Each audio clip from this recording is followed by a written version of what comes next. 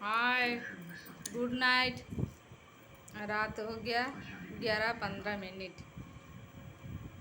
देखो मेरा बच्चा अभी तक नहीं सोया, जाग रहा है। देखो बैठ के पापा लेके आया जो के पान पान पान खा रहा है।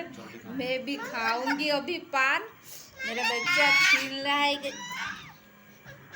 मेरा बच्चा बोला जे पान मेरे को दे, मैं पान खाऊंगा।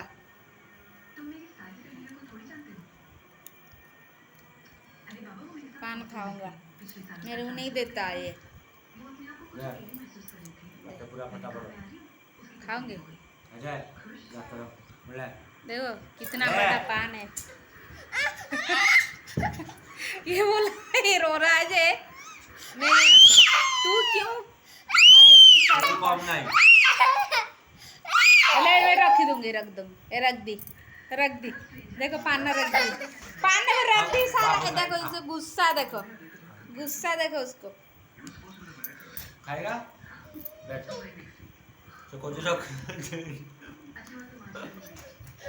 हाँ ठीक है, मम्मी को नहीं दे तू खा। और ठीक है, रात हो गया ज़्यादा है, बस अभी सोएंगे सब। कल सुबह फिर वीडियो बनाऊंगी और देखेंगे सब नया वीडियो।